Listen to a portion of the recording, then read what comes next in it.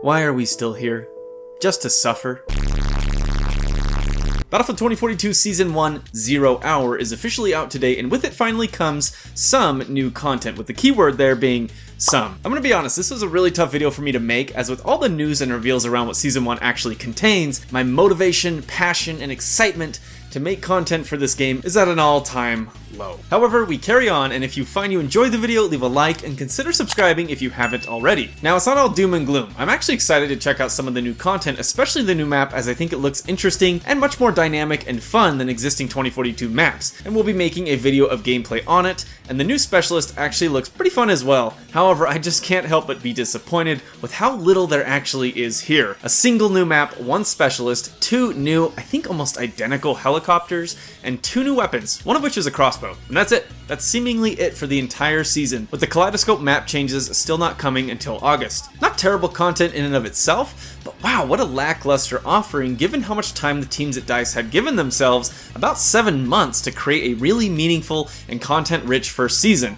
which honestly is almost like a second first impression of the game itself, and could have been treated as a kind of soft relaunch of the game. However, this just doesn't seem to be the case here. For all its faults, Battlefield Premium delivered on content, with each DLC for Battlefield 3, 4, and 1 having at least 4 new maps, many new weapons, and most interesting to me, new game modes. Granted, some of them died pretty quickly and others were just kind of novelties, but I loved checking out the new game modes added with DLC packs. Air Assault, Capture the Flag, Gunmaster, and Scavenger from the Aftermath DLC were all incredibly fun and awesome additions to the game, and were included with tons of content, as I stated before, and we just have none of that here. My expectations were pretty low, but it's just really hard as a Battlefield fan to not be disappointed with what we are seeing the supposedly live service game deliver. Only 2 new weapons, one of which is a utility weapon with the crossbow, and the other, which despite being a new DMR, honestly to me just looks like an ASVAL reskin from Portal, is an embarrassingly low number, especially with how low the overall gun selection is in 2042 in total. I know they're bringing some Portal guns over, but that just feels like another desperate band-aid fix to the game. There's been some drama recently in the community with Jeff Grubb, a famed game leaker and insider, who released a statement that the majority of DICE's teams have moved on to other titles and only a skeleton crew remains on the actual game, delivering the bare minimum to avoid a lawsuit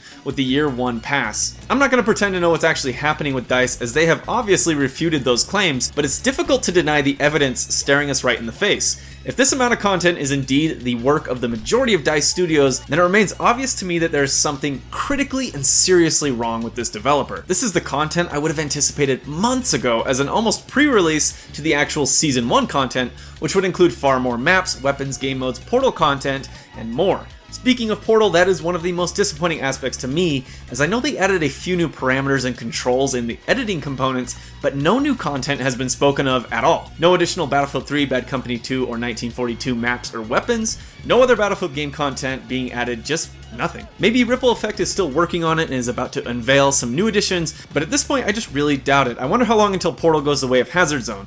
I sincerely hope this is not the case, as I think Portal had some of the greatest potential we had seen in the series in a long time. As I said, I'm somewhat excited to check out the new content, especially the map, so keep an eye out for that video, but that's it for me. I don't really know what else to say, this is just sad.